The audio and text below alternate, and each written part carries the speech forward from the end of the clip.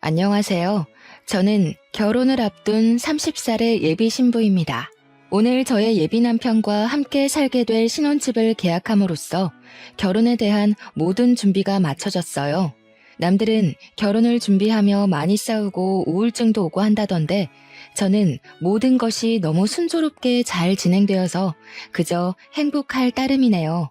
아무 고민 걱정 없는 제가 이렇게 사연을 보내게 된 이유는 제 옆에 있는 현재 예비 남편이 아닌 2년 전에 만났던 이전 예비 남편에 관한 이야기를 하기 위해서입니다.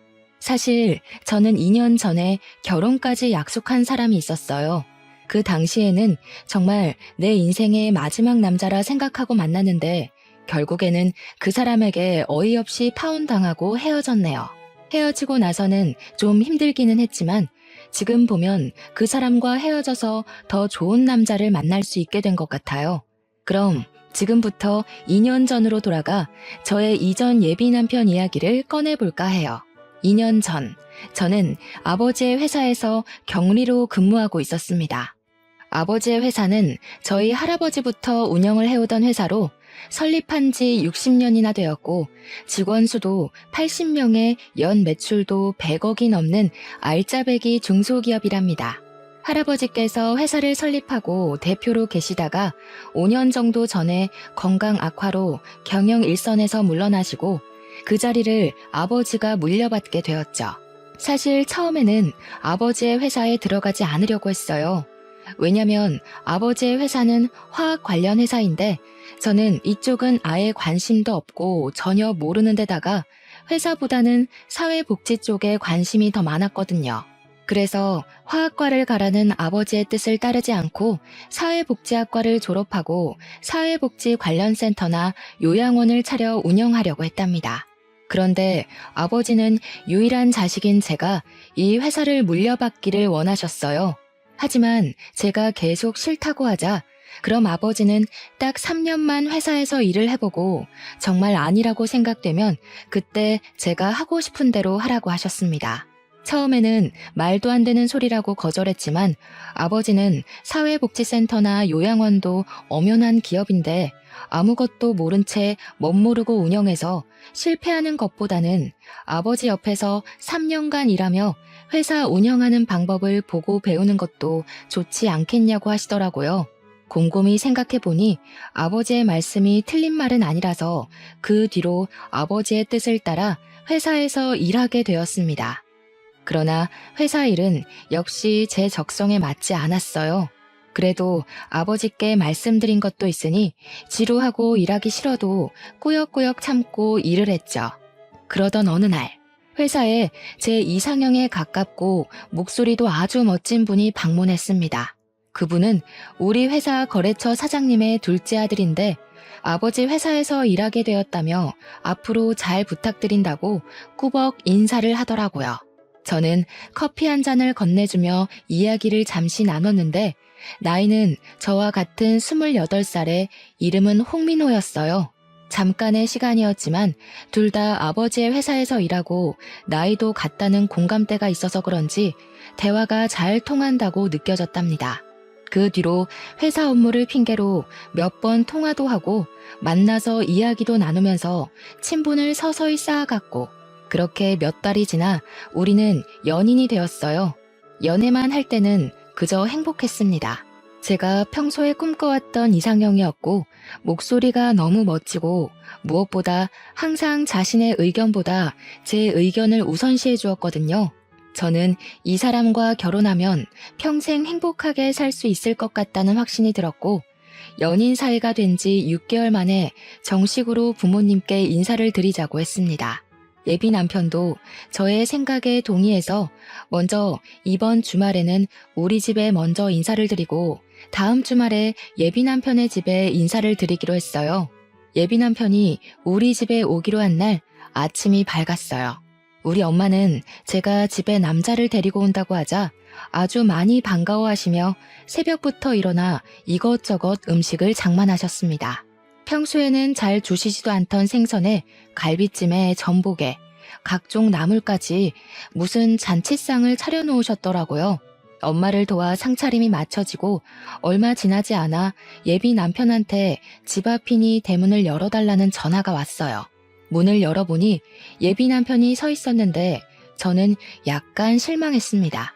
저희 부모님은 친구의 집에 처음 방문할 때에는 작은 음료수나 과자라도 사들고 가는 것이 예의라고 알려주셨는데 예비 남편은 빈손으로 왔더라고요. 뭐 여기까지는 사람마다 생각의 차이이고 남의 집에 간다고 꼭 뭐를 사들고 가는 것이 법으로 정해진 것도 아니기에 그럴 수도 있다고 생각했어요. 그런데 결혼을 생각한 사람의 집에 첫인사를 오는데 회사에서 입는 작업복을 입고 온 것이 아니겠어요?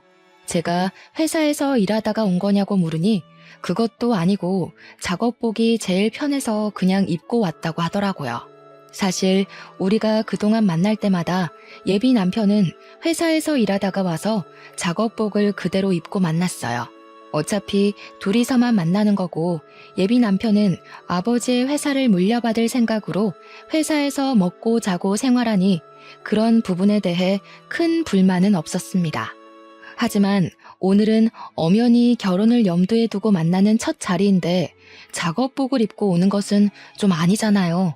게다가 일하다가 온 것도 아니고 그냥 단순히 편하다는 이유로 이렇게 왔다는 것이 저는 이해가 잘 되지 않더라고요.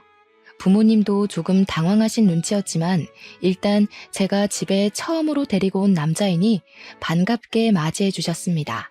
예비 남편은 엄마가 준비하신 음식을 아주 맛있게 먹었고 엄마는 그런 모습이 보기 좋았는지 이것저것 더 먹으라고 챙겨주시더라고요. 아버지는 거래처 사장님의 아들과 이렇게 연이 닿은 것이 신기하다며 이것도 인연이라면 인연이니 앞으로 우리 회사와 예비 남편의 회사가 서로에게 도움을 주는 좋은 관계로 남았으면 좋겠다고 하셨어요. 그리고 다음 주 제가 예비 남편의 집에 인사를 드리러 가기로 한 날이 되었습니다. 저희 부모님은 그래도 첫 방문이니 뭐라도 들고 가야 한다며 과일 바구니를 준비해 주셨어요. 옷도 그냥 편하게 청바지에 티셔츠를 입고 가려고 했는데 엄마는 첫인사인데 이렇게 입고 가는 것은 조금 아닌 것 같다며 정장 스타일의 원피스를 입고 가라고 하시더라고요.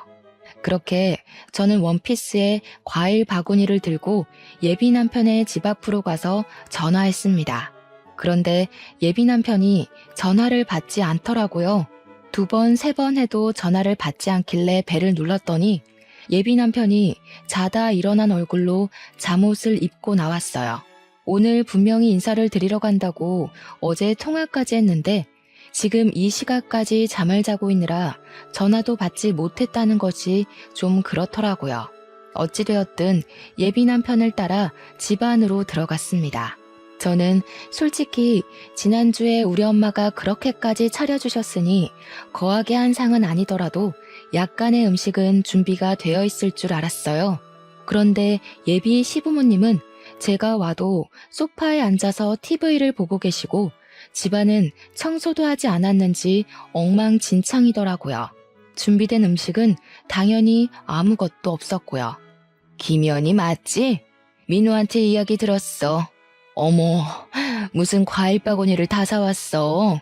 우리 집에 과일도 많은데. 일단 그래도 사왔으니 잘 먹을게. 주말에는 원래 쉬어야 하니까 청소도 못했어. 이해하지?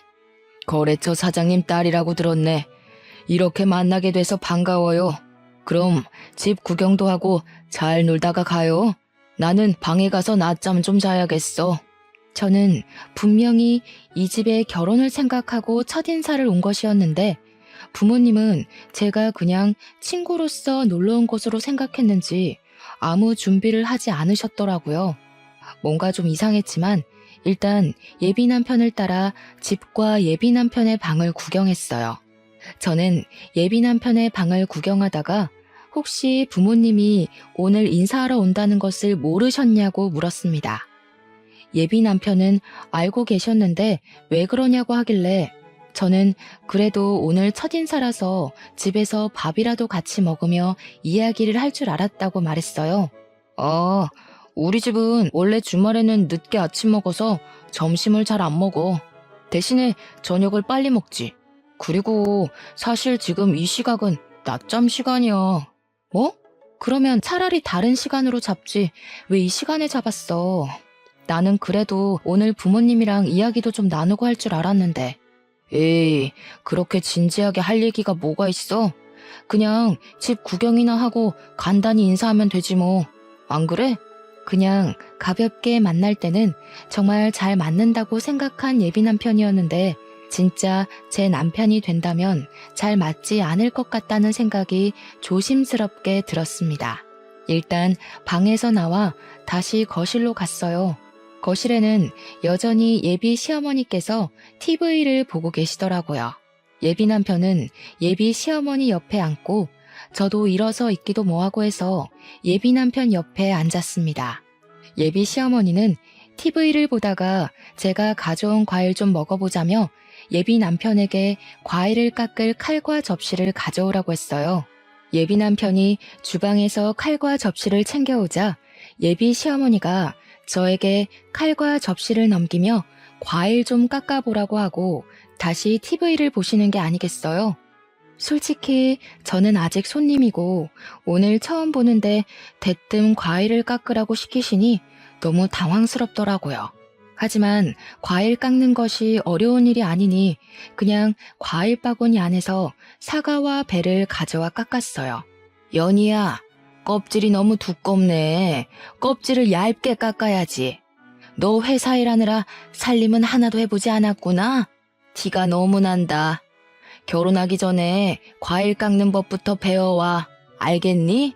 예비 시어머니는 제가 깎아둔 껍질을 들고 너무 두껍게 깎았다고 타박하며 과일을 드시기 시작했어요. 예비 남편은 예비 시어머니의 그런 말을 듣고도 아무 말도 하지 않고 과일을 혼자 집어먹더라고요. 솔직히 우리 집에서는 예비 남편 온다고 상다리 휘어지게 잔치상을 차려 대접했는데 여기서는 물 한 잔도 받아 먹지 못하고 이렇게 과일이나 깎고 있으며 타박까지 듣는 것이 화가 났어요. 그래도 처음 뵙는 자리인데 굳이 소란을 만들고 싶지는 않아서 그냥 꾹 참고 있었습니다. 그런데 너네는 결혼하면 엄마한테 용돈 얼마 줄 거야? 연희 너희 회사는 꽤 크니까 부모님 도움 많이 받을 수 있지 않아? 나중에 연희 네가 회사 물려받을 수도 있고 말이야. 저는 아버지 회사에는 관심 없어요. 지금은 3년만 회사에 다녀보라고 하셔서 그냥 다니고 있는 거예요. 그리고 저는 결혼할 때 친정의 도움 없이 제 힘으로 결혼을 하고 싶어요. 그래? 그럼 뭐 많이 모았어? 할아버지께서 저 20살 때 성인 된 기념으로 주신 제 명의 아파트 하나 있고 어릴 때부터 돈 모으고 투자도 하고 해서 결혼을 준비할 정도의 돈은 있어요. 아파트가 있어? 그럼 네 아파트에서 너희 신혼살림 꾸리면 되겠다. 참, 요새 내 주변에 며느리 본 사람들 이야기 들어보니까 며느리들이 시댁에 한 달에 100만 원씩 용돈 준다더라. 자산이 그 정도나 있으면 너희도 한 달에 용돈 100만 원 가능하겠다. 우리 민호가 여자는 기막히게 잘 골라왔네. 엄마, 당연하지. 연희도 회사 계속 다니고 나도 아버지 밑에서 일하면 그 정도는 가능하지 않겠어? 연희야, 그치? 저는 솔직히 아버지 회사 3년만 다니고 관두고 제 갈 길을 갈 것이고 제 명의 아파트는 여기서 먼 서울이라 거기서 신혼살림을 꾸릴 생각 없습니다. 그리고 시부모님 용돈은 아직 생각을 해보지는 않았지만 한 달에 100만 원은 조금 과한 것 같다는 생각이 드네요. 그리고 시부모님께 한 달에 100만 원을 드리면 친정 부모님께도 100만 원씩 드려야 하는데 그럼 한 달에 200만 원이 나가는 셈이 되니 너무 부담되네요. 너도 설마 시댁과 친정이 무조건 똑같아야 한다고 생각하는 그런 아이니? 어차피 친정은 회사도 엄청나게 잘 되고 돈도 많은데 굳이 용돈을 왜 드려? 그리고 아파트가 회사가 멀어서 그곳에서 신혼집 못 꾸리겠으면 그 집 팔면 되잖아. 그 팔고 난 돈으로 이 근처에다가 신혼집 얻어서 살면 되지. 그러면 빚도 생기지 않고 딱 좋네. 그치? 무조건 안 된다고 하지만 말고 내 말 한번 진지하게 생각해봐. 어른 말 잘 들으면 자다가도 떡이 나온단다 얘야. 예비 시어머니는 제 명의 아파트를 판 돈으로 이 근처에 신혼집을 마련하고 한 달에 자신에게 100만 원씩 보내주길 바라는 눈치였습니다. 저는 그런 요구가 너무 기가 막혔어요. 제 명의 아파트니까 필요하다면 제 마음대로 아파트를 팔 수 있기는 하지만 할아버지의 선물이니 될 수 있으면 오래 가지고 있다가 나중에 의미 있게 사용하고 싶었거든요. 그런데 예비 시어머니는 그 아파트를 팔고 집을 마련하라고 하고 심지어 한 달에 100만 원이나 되는 큰 용돈을 그저 바라고만 계시더라고요. 솔직히 우리 부모님은 결혼한다고 하면 이것저것 해주신다고 난리이실 텐데 예비 시어머니는 결혼하면 그저 이것저것 받을 생각뿐인 것 같아서 매우 실망스러웠답니다. 제 표정이 좋지 않자 예비 남편은 제가 피곤해 보인다며 집에 데려다 준다고 어서 가자고 했어요. 그래서 그냥 인사하고 바로 그 집에서 나왔습니다. 엄마가 그냥 농담으로 이야기하는 건데 꼭 그렇게까지 진지하게 얘기해야겠어? 너는 꼭 쓸데없이 진지하더라. 농담? 내 명의로 된 아파트를 팔아서 신혼집을 마련하고 한 달에 100만 원이나 용돈을 바라시는 게 농담이야? 그리고 지금 우리는 그냥 친구 사이로 만나는 게 아니라 결혼을 생각하며 만나는 거야. 당연히 이런 돈 문제는 진지하게 이야기를 해야 하는 거 아니야?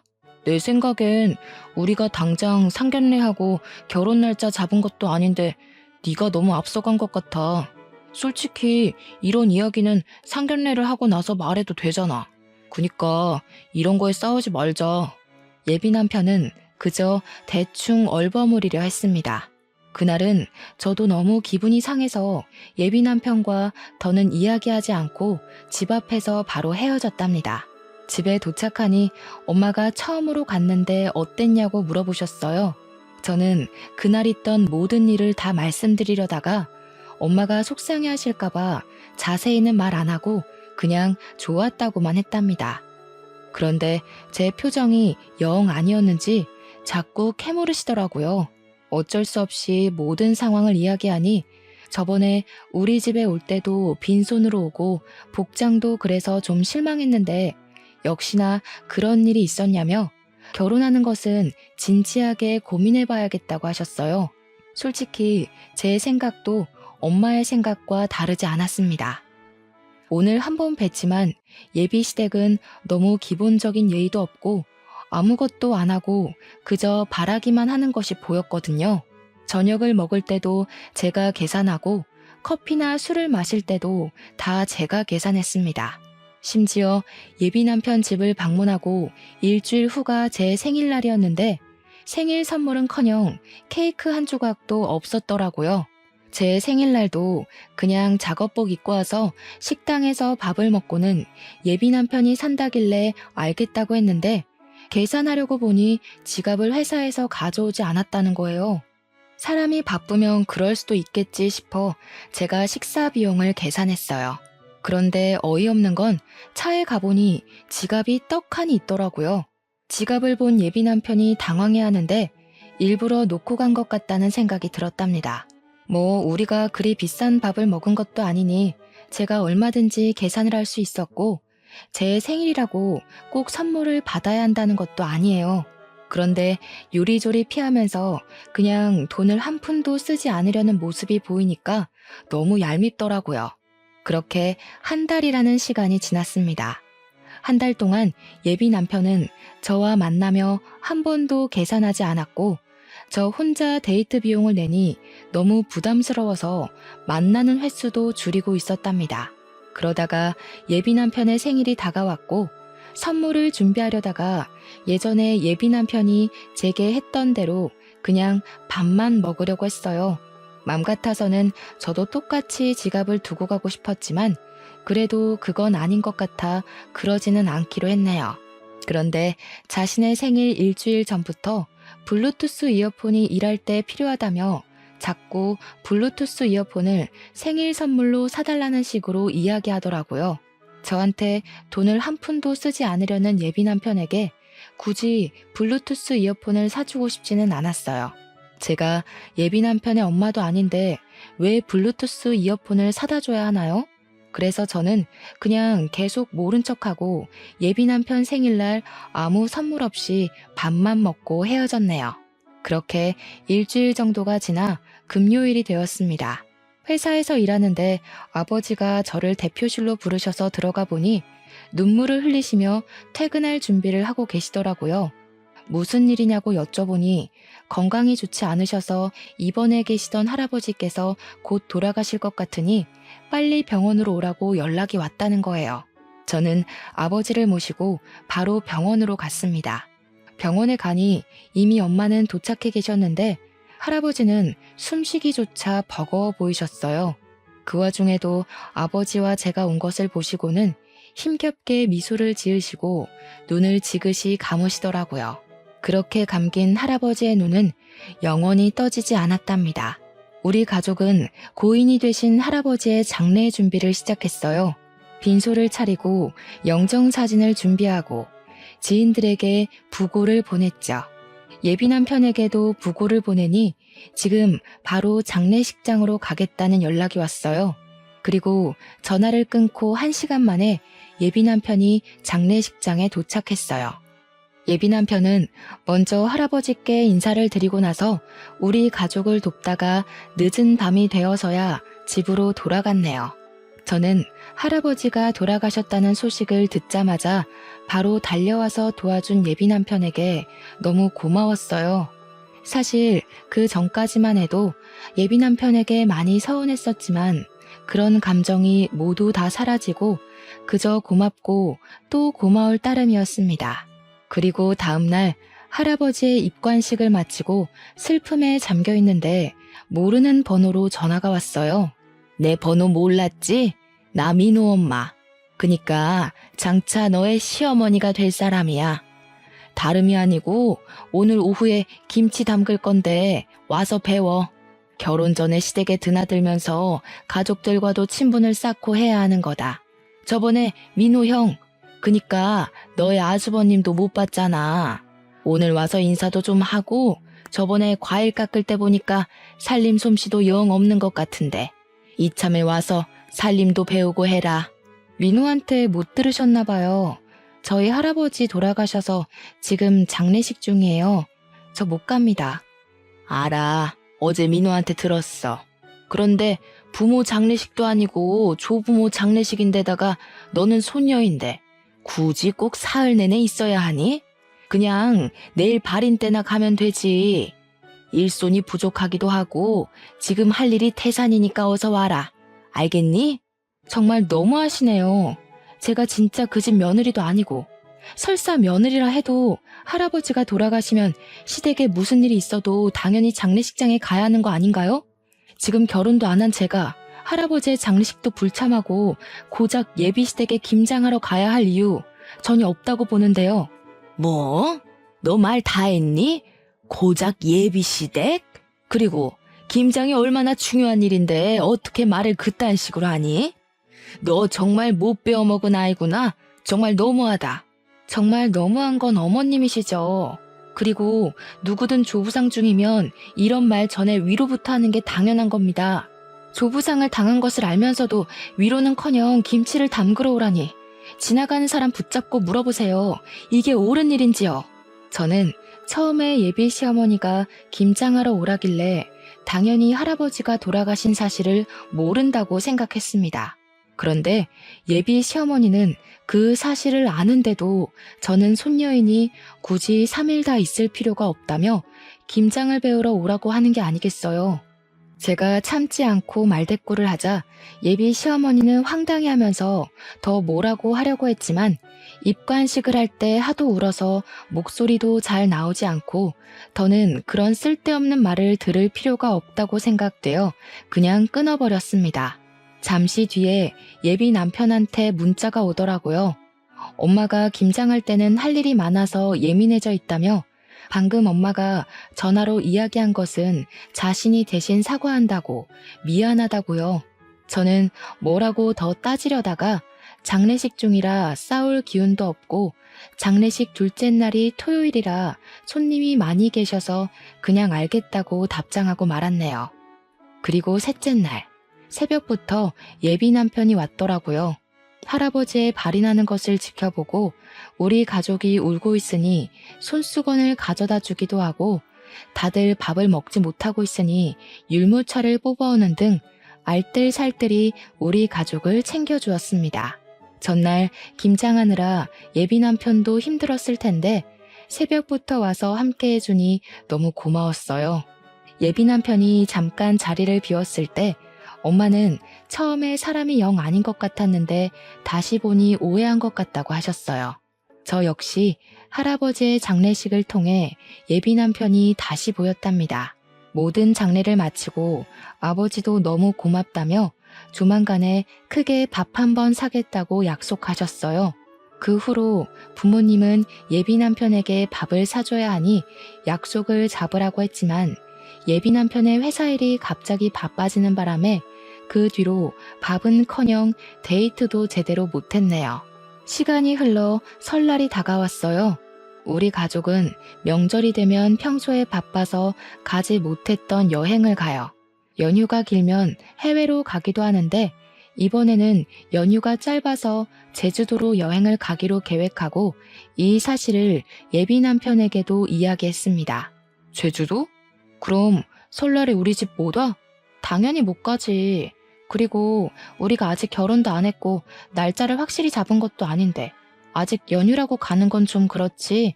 안 그래? 우리 집은 당연히 네가 명절 때 와서 음식도 장만하고 차례상도 같이 준비한다고 생각했는데 어차피 매년 갔던 여행인데 이번 여행은 너만 빠지고 우리 집에 와서 자고 가면 안 되나? 이미 비행기 표까지 다 예약했는데 어떻게 그래? 그리고 내가 명절 때 너네 집 가면 너는 우리 집에 올 거야? 너네 집은 제주도 간다며. 그니까 가봤자 의미가 없지. 될 수 있으면 빠져봐.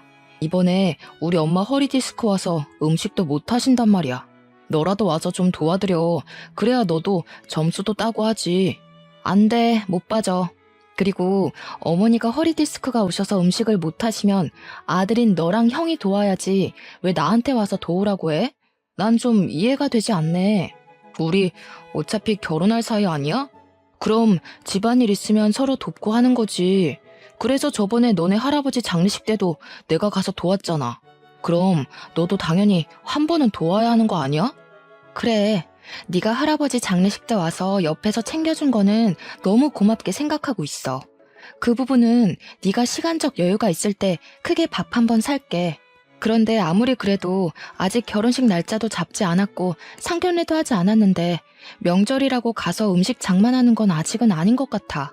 예전에 너 말 맞다 나 상견례하고 결혼 날짜 잡은 것도 아닌데 네가 너무 앞서간 것 같아.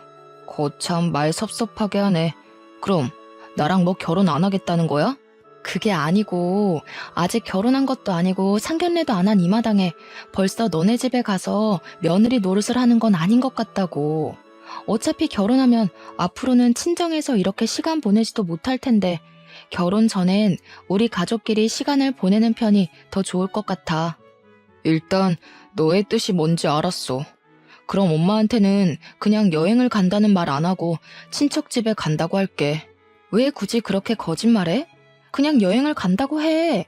내가 뭐 친구들이랑 가겠다는 것도 아니고 매년 해왔던 것처럼 가족끼리 여행 가겠다는데 꼭 그게 그렇게 잘못된 거야? 매년 해왔다 해도 그렇지. 예비 며느리가 시댁에 와서 일은 하지 않고 여행을 간다는데 그걸 반길 시부모가 어딨겠어? 글쎄, 나는 굳이 거짓말을 왜 해야 하는지 잘 모르겠네. 난 솔직히 이런 거로 우리가 다투는 것도 이해가 안 가. 그리고 예비 며느리? 우리가 뭐 결혼식 날짜라도 잡았니? 상견례라도 했어? 저와 예비 남편은 서로의 생각을 전혀 이해하지 못했어요. 그렇게 시간이 흘러 설 연휴가 시작되어 우리는 계획대로 제주도로 떠났습니다. 제주도 숙소에 도착해서 짐을 풀고 있는데 예비 시어머니한테 전화가 왔어요. 나다. 너 가족끼리 제주도 갔다며? 결혼을 생각하면 당연히 시댁에 와서 살림도 배우고 같이 음식 장만도 하고 어른들께 인사도 해야 하는 거 아니냐? 저번에 김장 때는 할아버지 돌아가셨다고 못 온다더니 이번에는 명절인데도 여행을 간다고 못 와? 이게 말이나 되는 소리니? 이번에는 너도 있으니 음식도 많이 하려고 재료도 많이 준비했는데 이 모든 것을 나 혼자 해야 한다니 정말 막막하구나. 제가 민호한테도 이야기했는데 저는 사실 상견례도 하지 않은 제가 굳이 명절이라고 시댁에 가서 음식을 해야 한다는 게 도무지 이해가 되지 않네요. 그리고 음식 장만할 사람이 필요하면 그 집에 아버지도 계시고 아들도 2명이나 있는데 넷이서 오손도손하게 앉아서 하면 되지. 꼭 제가 필요한가요? 무슨 제가 조리사도 아니고 말이에요. 이게 말이면 다인 줄 아나? 너네 부모가 그따위로 가르쳤니? 예비 시어머니가 버럭 소리를 지르는데 그 소리가 얼마나 큰지 옆에 있던 엄마가 다 듣고 모든 상황을 알게 되었답니다. 엄마는 예비 시어머니의 이런 황당한 요구에 화가 단단히 나셔서 저의 핸드폰을 뺏고 스피커로 어머니와 통화를 하셨어요. 저 연희 엄마 되는 사람입니다. 연희 아직 결혼도 하지 않았는데 김장이 웬 말이며 명절이라고 오라는 건 무슨 경우예요? 막말로 대개 아드님이 결혼 전부터 우리 집에 불려오면 좋겠습니까? 예비 며느리도 엄연히 며느리입니다. 앞으로 우리 집에 사람이 될 텐데 와서 살림도 배우고 가풍도 배우고 해야지요. 그리고 사위랑 며느리는 달라요. 며느리는 시댁에 뼈를 묻어야 하는 사람이에요. 사위는 백년손님, 며느리는 출가외인도 모르세요? 무슨 조선시대에서 오셨어요? 지금 시대가 어느 시대인데 아직도 출가외인 타령이세요. 우리 집 귀한 딸 연희 그런 집으로 시집 못 보냅니다. 그쪽이 대개 아드님 귀하게 키운 것처럼 저도 우리 연희 쥐면 부서질까 불면 날아갈까 애지중지 키웠습니다. 전 죽었다 깨어나도 그 집으로 시집 못 보내니 그런 줄 아세요. 이보세요. 뭐 말이면 단 줄 아세요? 그리고 그렇게 나오면 제가 몰라봬서 죄송하다고 할 줄 알아요?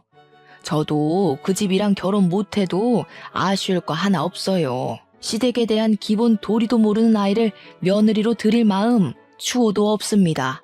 시댁에 대한 기본 도리요? 그러는 그쪽은 사람에 대한 기본 도리가 하나도 없으시네요. 상 치르는 아이한테 김장하러 오라고 하지를 않나. 아직 결혼도 안 했는데 전화해서는 소리 지르면서 어서 오라고 하지 않나. 저는 이렇게 도리가 없는 집안에 우리 연희 절대 못 보냅니다. 전화 끊습니다. 엄마는 많이 화가 나셔서 민호랑 절대 결혼시키지 않을 테니 그만 만나라고 하셨습니다. 저 역시 저번 김장 때와 이번의 사건을 통해 결혼하면 고생길이 환히 열리는 것이 눈에 보여 결혼할 마음은 진작에 접었고 여행을 마치고 나서 예비 남편을 만나 살아온 가정 환경이 너무 맞지 않아 결혼을 못하겠다고 말해야겠다 생각했죠. 그래도 일단 시간을 내서 제주도에 왔으니 맛있는 음식도 먹고 재미있는 시간을 보냈습니다. 비록 바람이 불고 추워서 밖에서 놀지는 못했지만 가족끼리 숙소에서 알차게 시간을 보내고 다시 집으로 왔네요. 여행을 마치고 집으로 돌아와서 예비 남편에게 전화했는데 받지 않더라고요. 문자와 카톡을 남겨도 읽지도 않고 답장도 없었어요. 그 다음 날도 그 다음 날도 예비 남편은 연락이 되지 않았습니다. 집으로 찾아갈까 했지만 뭐 지금 서로 애틋해서 하루라도 못 보면 죽겠는 사이도 아니고 헤어지자고 말하려는 판에 굳이 집 앞까지 찾아가고 싶지는 않더라고요. 그냥 언젠간 연락이 오겠지 싶었고 또 무엇보다 우리 회사에 업무차 2주일에 한 번씩은 오니까 언젠간 회사에서 볼 거로 생각했답니다. 그렇게 연락이 되지 않은 지 4일 정도가 지났어요. 예비 남편의 회사에서 사람이 왔다길래 보니까 예비 남편이 아닌 다른 사람이 와 있더라고요. 혹시 누구시냐고 했더니 예비 남편 회사 사장님의 첫째 아들, 즉 예비 남편의 형이었어요. 인사를 하고 제자리에 와서 일하려는데 회사에서 오랫동안 근무를 한 과장님이 예비 남편의 형이 예전에 파혼하고 정말 오랜만에 왔다는 거예요. 무슨 말이냐고 했더니 4년 정도 전에 결혼한다며 엄청나게 좋아하면서 청첩장까지 돌렸는데 결혼하지 못했대요.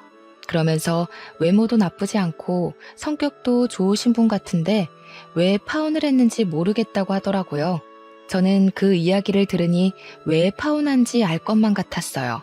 시어머니라는 사람이 아직 상견례도 안 하고 결혼 날짜도 잡지 않은 제게 앞으로 며느리가 될 사람이라며 얼토당토 아니한 것들을 과하게 요구하는데 결혼 날짜까지 잡았었다면 황당하고 어이없는 것들을 얼마나 요구했겠어요. 보나마나 불보듯 뻔하죠. 형님이 성격이 좋아도 시어머니 자리가 그 모양인데 어떻게 결혼까지 할 수 있었겠습니까? 저는 형님과 결혼하려고 했던 그 여자분의 마음이 100번, 1000번 이해가 가더라고요. 그렇게 한 달 정도가 지났지만 여전히 예비 남편은 연락도 문자도 없었어요. 물론 우리 회사에도 오지 않았고요. 연락이 없는 지 2달 정도 되었을 때 집에서 쉬고 있는데 아버지가 아직도 민호와 만나고 있냐고 물어보셨습니다. 그래서 솔직히 제주도에 다녀온 이후로 연락이 두절돼서 만나고 있지는 않은데 따로 집에 가서 기다리기도 싫고 해서 그냥 연락 없이 지내고 있다고 했어요. 10살짜리 애들도 아니고 결혼까지 생각했다가 헤어질 마음이 있으면 만나서 이야기하고 제대로 끝내야지. 일방적으로 연락을 끊는 건 무슨 경우라니? 아들이나 그 아버지나 정정당당하지 못한 것은 똑같구나. 사실 민호네 회사에서 우리 회사 제품이 좋지 않은 것처럼 거짓말을 하며 악의적으로 허위 사실을 유포했단다. 내가 알아보니 거기 사장, 그러니까 민호의 아버지가 그런 짓을 벌인 것 같아. 그래서 요새 회사 매출이 떨어진 거예요? 보니까 거래처에서 연락도 많이 안 오고 거래량도 많이 줄었더라고요. 그래. 그래서 거래처 사장들한테 일일이 다 전화해서 오해라고 말하고는 있는데 일단 너는 지금 헤어진 것이 맞는 거지? 맘 같아서는 경찰에 허위사실 유포죄로 고소해버리고 싶지만 경찰서 들락날락하는 것도 번거로운 일이니 그렇게까지는 않고 그냥 너와 민호와 있던 일들 거래처에 이야기하며 인성이 좋지 않은 집안이라고 거래처들에 말하고 싶은데 그래도 되겠니? 네, 전 그래도 상관없어요. 그냥 그렇게 꼭 해주세요. 그런 집은 절대로 잘 되면 안 돼요. 그 후로 아버지는 거래처 사장님들께 예비 남편과 저의 이야기를 다 퍼뜨렸습니다. 그랬더니 거래처 사장님들은 예비 남편의 회사가 경영도 아주 더럽게 하고 인성도 별로라며 하나 둘씩 예비 남편의 회사와 거래를 끊겠다고 했답니다. 결국 예비 남편의 회사는 매출이 없어 회사가 문을 닫았고 이렇게 회사가 망하고 나니 그제야 예비 남편에게 전화가 왔어요. 야, 너네 아버지 때문에 우리 회사 다 망했잖아. 이게 지금 뭐 하는 짓이야? 치사하게. 오랜만이네. 몇 달 만에 연락했으면 최소한 그동안 잘 지냈냐고 안부 인사 먼저 하는 게 예의 아니니? 먼저 치사하게 나온 쪽이 누군데 우리한테 난리야? 우리 아버지가 무슨 근거 없는 이야기 했니? 우리는 실제 사실을 이야기한 것 뿐이야. 그리고 너는 애도 아니고 헤어진다고 잠수를 타냐?